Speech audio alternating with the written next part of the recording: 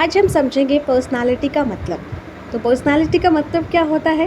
Personality शब्द persona word से बना है। पर्सोना का मतलब क्या होता है? मास्क। यानी कि पहले के समय में, आज से बहुत साल पहले ऐसे माना जाता था कि जो मास्क होता है ना, मास्क, आप इसको रेफ़र कर सकते हैं, कोविड से भी रेफ़र कर सकते हैं आप, लेकिन बेटर रेफ़र करेंगे उन पार्टीज़ से जहाँ पर थीम रहता था कि आपको इस डिज़ाइन का मास्क पहन कर आना है। या फिर अगर आपने क्रिश मूवी देखी हो, तो क्रिश मूवी में भी आपने देखा होगा कि उनके फेस पर एक मास्क है। तो वो जो मास्क है ना, वही पर्सोना कहलाता है।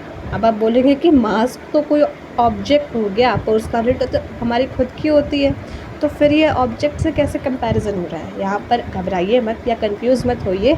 ये सिर्फ मैं शब्द का मतलब बता रही हूँ कि पर्सनालिटी कहाँ से आया? पर्सोना से। पर्सोना का मतलब क्या होता है? मास्क, यानी कि एक तरह का मुखौटा।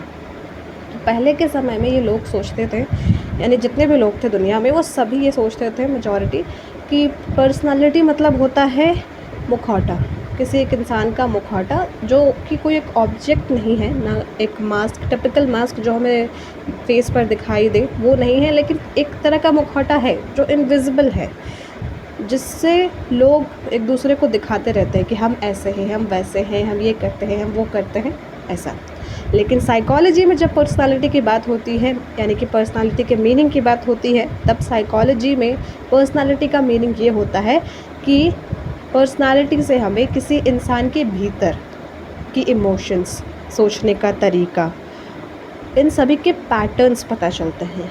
कि अगर आप किसी की पर्सनालिटी देख रहे हैं तो सिर्फ आउटर लुक से ना देखें, वो तो अगेन वही पुरानी फ़िलॉसफ़ी को सपोर्ट करेगा यार, कि वो मुखौटा है एक तरीके से। तो आई थिंक हम सभी कहीं न कहीं हम सभी के अपने-अपने मुखौटे हैं। लेकिन साइकोलॉजिकल टर्म्स में बात करें तो इंसान के भीतर के चीज़ों को समझना,